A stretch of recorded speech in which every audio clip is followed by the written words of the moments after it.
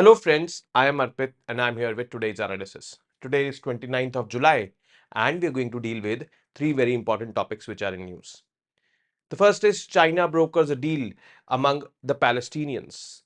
The Palestinians among them had been in a power struggle for political power and there was no unified authority despite PLO being there. PLO means Palestinian Liberation Organization, which is representing all the Palestinian organizations at international level.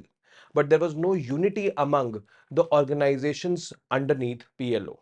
China has helped develop that. The main conflicting parties were Hamas and the Fatah. This is going to be significant because you know there was no unity among the Palestinians. Then there was no, I would say, single viewpoint that how to deal with the Palestinians. Now there will be a united Palestine and it will be easy to negotiate with the Palestinians with respect to bringing end to the war of the Israel and Palestine. Then next is Charaideo Moidams. This is the newest or the latest entry from India into the UNESCO World Heritage List. Last year, we saw two entries, Shanti Niketan and the Hoysala temples. This year is Charaideo Moidams of Assam.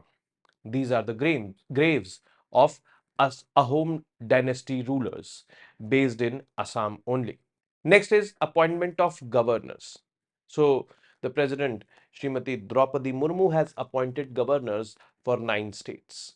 Governor appointment is done by the president according to the constitution, and governor holds the position until the pleasure of the president.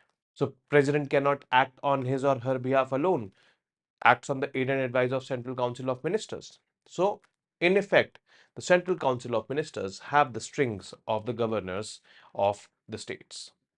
The governor has been a controversial position since very beginning because the federal character, the federal nature of the constitution or of India is always in question when it comes to the posts of governor. So we'll see how this is controversial and why. Then we'll go to the MCQs. Now, China brokers a peace deal among Palestinians. This is not between Palestinians and the Israelis. This level of major development has not happened. But yes, Palestinians see, this is, let us suppose that this is Palestine and there are multiple groupings in Palestine. These circles which I am growing are multiple groupings. And there was one head or one organization, PLO, Palestinian Liberation Organization, which is at the top of all these organizations, means the head of these organizations. And PLO represents Palestine at the world stage. So the world leaders, if they want to talk to Palestinians, they will go to PLO. Now, what happened was there was conflict among these many groupings. China has, enabled, or I would say China has brokered this conflict between these groupings has been finished. You can see over here the Chinese foreign minister with the Palestinians. Now, why was this significant? Why was this needed? Because a divided Palestinians or the divided Palestinians was not letting PLO to negotiate with Israel. Now, a united Palestine will let PLO to negotiate with the Israelis and bring end to the conflict which started in October 2023. Or any concerns of the Palestinian people will be kept forward in front of the world leaders more convincingly now or in a more unified way now. That is what China has done. This is the first step which had to be taken, and that has rightly been taken by China. Now, China is in this new avatar, mediating conflicts, and few, I would say, last year only, 2023, it mediated a conflict between Saudi Arabia and Iran in West Asia. So this new avatar of China is I would say very positive for the region. But you know, just hope that these are the intentions and nothing else. Leaders of Palestinian groups Hamas and Fatah signed a China brokered declaration in Beijing on Tuesday, pledging to end division and strengthen unity. To strengthen unity among them. The conflict, the two groups have competed in the past over the political leadership. They were competing for political leadership. Hamas and Fatah. Now, other Palestinian group present in this particular meeting, yes, there were 12 other Palestinian groups also participated in this, and the core outcome of this was that Palestine Liberation Organization, that is PLO, is the sole legitimate representative of all Palestinian people. It still remains to be the representative organ or organization of all the Palestinian organizations at the world level. This was reiterated in this. It also calls for achieving comprehensive national unity, which would include all Palestinian factions within the framework of Palestinian Liberation Organization. So, Palestinian Liberation Organization remains to be at the helm of affairs. Hamas, Fatah, and PLO. What are these organizations? When were they formed? A bit about this. Hamas and Fatah are major political groups in Palestinian territories, that is the Gaza Strip and the West Bank. So, where is the Gaza Strip, West Bank? I'll tell you. Hamas, formed in 1987, is in power in Gaza. Hamas emerged as a resistance group against the Israeli occupation after the first Intifada or the first uprising in 1987. Hamas came to power in the Gaza Strip. The administrative control of the Gaza Strip is with Hamas since 2007. 2005, Israel withdrew completely from the Gaza Strip. After that, elections were conducted and Hamas won those elections. Fatah, which was formed in 1959, also fought those elections in the Gaza Strip. Heads the Palestinian Authority, which governs some parts of the West Bank. So it is in the West Bank. Most of the West Bank is under Israeli control. Fatah became the most powerful organization in PLO, created in 1964. So PLO was created in 1964 and Fatah was created before that in 1959. And Fatah became the most powerful organization under PLO to unite Palestinian groups. PLO is also the representative of Palestine at various international organizations, and Hamas is not part of it. So, this should be very clear that Hamas is not part of PLO, but with this deal, maybe Hamas has agreed that PLO is our representative. Now, this is what that region looks like. This is the Gaza Strip where Hamas is and where currently the chaos is going on. This is basically the West Bank, and here we have the Jordan River, we have the Dead Sea, and the yellow territories over here, which you are seeing, are occupied by Palestinians, means various organizations under PLO. They occupy over territories over here. Fatah is one of them over here, and the blue ones which you are seeing are under Israeli control. So most of the West Bank is under Israeli control as it was written. Now, Oslo Accords and its aftermath. There were one accord signed, that is the Oslo Accords, brokered by USA in 1993. USA was there brokering it with Israeli PM on one side and PLO on the other side. Aim to bring an end to the conflict. However, conflict did not come to an end, but there were certain significant developments which happened. What? Israel recognized PLO as the representative of Palestinians. PLO recognized Israel's right to coexist, whereas some organizations like Hamas, they were wanting Israel to be completely thrown out of this region. Complete region should be theirs, Palestinians. That was before 1947. But 1947, United Nations gave a United Nations plan for Israel and Palestine, where around more than 50% of the territory was designated as Israel, less than 50% was designated as Palestine, and Jerusalem was made an international zone. But this Oslo Accords made PLO to recognize Israel's right to coexist in peace, and Israelis recognized PLO as the representative of the Palestinians. Means, you know, they both were coming towards a settlement after multiple wars fought between them from 1947 till 1993 when these accords were happening.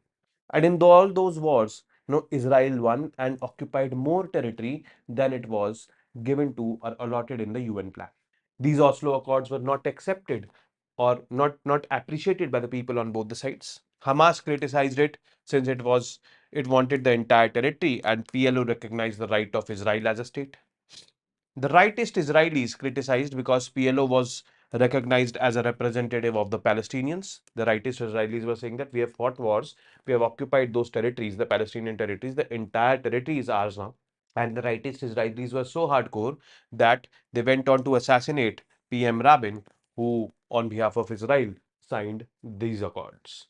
So, a step in the right direction turned out to be a step in the wrong direction. The significance of this accord brokered by China. There has been no resolution to the brutal conflict which started in October 2023. Why? Because the lack of Palestinian representatives who enjoy support among all parties was missing. And now, with this, I would say, deal, this, lackness or this lack of Palestinian representatives who enjoyed support among all parties will be tackled. Israel, for instance, views Hamas as a terrorist group which needs to be completely destroyed. The US has also repeatedly condemned Hamas. But now Hamas will be sidelined and PLO will be taking care of the negotiations on behalf of all the Palestinian groups, including Hamas. In this scenario, China has attempted to present itself as a mediator with no selfish interest in the issue and a staunch advocate of justice and fairness. But this engagement with Palestinian leadership also comes from its long-standing support for Palestine. It has supported Palestine. However, it has also said that we are friends of both Israel and Palestine. China was one of the first countries to recognize the PLO and the state of Palestine. China supports the two-state solution for Israel and Palestine. The two-state solution which United Nations gave in 1947 is considered to be the two-state solution where two countries will be formed, Israel, Palestine. Jerusalem will be made as the international zone. Next is Charaideo Moidams. So you can see on the screen over here, these are the graves of the Ahom rulers. Now, these have been well preserved over the years, and last year in the month of January, they were proposed by the government of Assam to the government of India, and then government of India did it to the UNESCO World Heritage Committee. Now, the World Heritage Committee has agreed that Assam's Charaideo Moidams will be or have been added to the UNESCO World Heritage Site list. These are royal burial sites. Royal burial sites means it contains the burials of the royals of the Ahom dynasty, which ruled over much of Assam and northeast from 1228 to 1826, means from 13th century till the 19th century.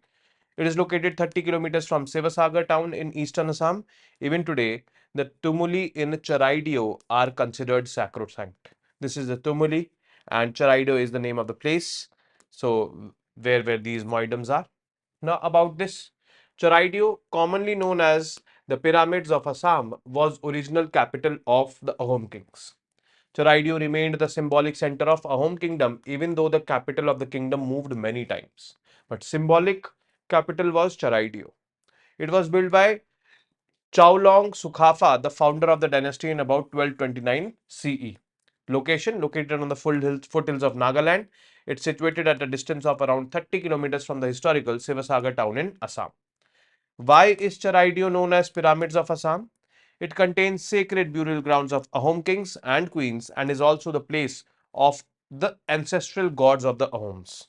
That is why it is sacrosanct as well. Some 42 tombs, means moidams, of Ahom kings and queens are present at Charaideo hillocks. Architecture, it comprises a massive underground vault with one or more chambers having domical superstructures like the one which you saw in the picture, the pink colored domical superstructure, and covered by a heap of earth mound, and it externally appears as a hemispherical mound. So again, going back to the picture, like it appears like a hemispherical mound, and this is this mound which is there, and inside there, this is the grave, this is the earthen hillock which has been created. Now, the Ahom dynasty, if I talk about Ahom dynasty, founded by Chaolong Sukhafa 1228, who entered the Brahmaputra Valley in 1228. They ruled Assam for 6 centuries. Ahoms created a new state by taking over the older political system of the Bujians, also Buyans, the landlords. The Ahom administration was a monarchical government with democratic and aristocratic values as well. Now, there was this one valiant fighter of the Ahom dynasty, which became quite popular, and he fought against the Mughals very bravely and did not let them cross the Brahmaputra river. So, in the comment section, Please let me know the name of this valiant ruler or valiant fighter of the Ahom dynasty. He was not the king, but yes, he was their Senapati kind of. Ahom society was divided into clans, and with the expansion of the kingdom, the clans moved and took charge of the designated territory. Ahoms followed stringent travel policies to protect their motherland against the foreign invaders for inward travel. In the 17th century, the Ahom rule got weakened due to multiple Burmese invasions and internal conflicts, and Ahom kingdom was annexed by the British East India Company after the Treaty of Yandabo in 1826. And that was the end of the Ahom kingdom. Next topic is appointment of the governors. 9 governors for the states have been appointed by the President of India, Srimati Draupadi Murmu, and whose functions is to, you know, head the state government over there, become the representatives of the central government in the states. Now, the constitutional provisions with respect to the governor, these should be known. Article 153 says there shall be a governor for each state. Then there was an amendment in this article in 1956 which said that there can be a governor, a person which can be the governor of more than one states. So laid down that nothing in this article shall prevent the appointment of the same person as the governor for 2 or more states.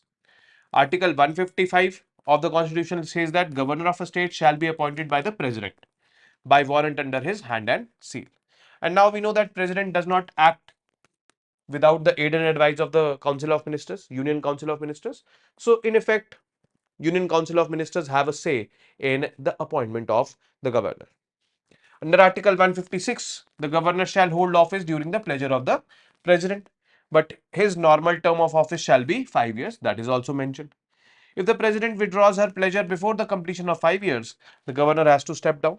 As simple as that. Since the president acts on the aid and advice of Prime Minister and the Union Council of Ministers, in effect, the governor is appointed and removed by the central government. So, in effect, this is there, but in the constitution, it is written the president.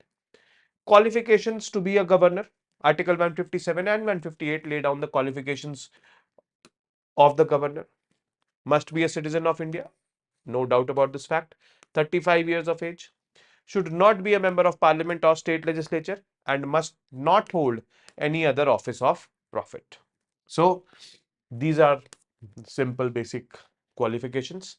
Relationship of governor and state. Police is, it is not police, but it is government. Sorry. I will correct it in the notes which you will be getting it. The position of the governor is envisaged as a political head, must act on the advice of the Council of Ministers of the state. So, Article 163 says there shall be a Council of Ministers with the Chief Minister at the head to aid and advise the governor. Like President is acting on the aid and advice of the Union Council of Ministers headed by the Prime Minister, Governor is acting on the aid and advice of Chief Minister heading the State Council of Ministers. So, there is this Article 163 which says that there shall be Council of Ministers with the Chief Minister at the head as the head to aid and advise the governor in exercise of his functions. But except insofar as he is by or under this constitution required to exercise his functions or any of them in his discretion. So he has discretionary powers. He can deny for acting on the aid and advice of the chief minister or the council of ministers headed by him. So this is what the discretionary powers of the governor have been. It is always said and believed that governor has more discretionary powers than the president has. Now, powers of a governor. Governor enjoys certain powers under the constitution. First, giving or withholding assent to a bill passed by the state legislature, determining the time needed for a party to prove its majority in the state assembly. It completely depends on the governor. In cases such as a hung verdict in an election, which party must be called first to prove its majority, which make his position very significant at that time. And last, governor can send a report to the president about the failure of the constitutional machinery in the state, which can in turn lead to imposition of president's rule in the state. Now, this position of the governor has been controversial. Many a times, president's rules were imposed in the states, and 1950s, 1960s, 70s, 80s, all these years, president's rule were quite common, especially in states like Bihar, UP, and all. Bihar specifically, and many other states of India as well. So, This post of governor has been highly controversial and has been referred to as agents of the center by the states, especially those states in which the opposition party or that party is in power which is not in the center. So that has made this position controversial. Now the MCQs, consider the following statements and mark the correct one. PLO was the first organization of the Palestinians to be formed. The Oslo Accords brokered by USA led to Hamas recognizing Israel. Which of these statements are correct? Consider the following statements about the West Bank and mark how many of them are correct. First, West Bank is on the western bank of Jordan River. Most of the West Bank is under Israeli occupation currently. Hamas came to power in West Bank in 2007. Only one statement, only two statements, all the statements are correct or none of the statements are correct. Consider the following statements and mark the correct one. Charaideo Moidams are burial graves of Ahom rulers. Charaideo Moidams are considered sacrosanct today by the people. Which of these statements is correct? Only one, only two, both one and two, or neither one nor two. Fourth, which of the following are qualifications of becoming a governor of a state? Qualified to be a member of the state legislative assembly, citizen of India, should not hold any office of profit. We have to find the correct combination. And the last question, what are the powers available with the governor when she receives a bill passed by the state legislative assembly? Withhold his assent, send it for the president's assent. Only one, only two, both one and two, neither one nor two. Now the MCQs of 26th July, that is Friday. Saturday we did not have any MCQs. Now, which is India's largest data center? This I purposefully did not mention, but yes, we've talked about it earlier as well. This is Yotta Data Services. This is India's largest data center, and the capacity of data centers is with respect to the electricity it is consuming for storing that data, not about the GB of data or the quantity of data it is storing. How is AI leading to a negative impact on the environment? Data centers are consuming more electricity for sifting data. Yes. Data centers are using more electricity overall. Yes. Data centers require more water. Yes. So all these have a negative impact on the environment. So D is the correct answer. Third, consider the following statements and mark the correct one. We can reduce emissions with applications of AI. This is true.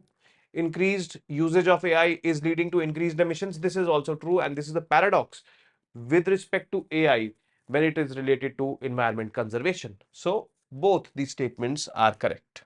Which of the following bodies is the ultimate authority for allowing commercial cultivation of GM crops in India? GEAC is not. Ministry of Environment, Forest and Climate Change is the correct answer. Very simple it was. Fifth, consider the following statements and mark the correct one. Field trials of a GM crop can only happen after successful environmental release. This statement is correct. That is the first step. Then that is field trials. Then commercial cultivation. In India, only one GM crop is permitted for commercial cultivation till now. Yes, and that only one GM crop is BT cotton. So both the statements are correct. So C is the correct answer for this. Now with this, we've come to an end of today's session. I will be seeing you tomorrow now with more such informative news pieces. Till then, you guys very well know what to do. Keep studying, keep reading, keep writing. Most importantly, keep revising. Stay safe, stay healthy. Namaste. Jai Hind.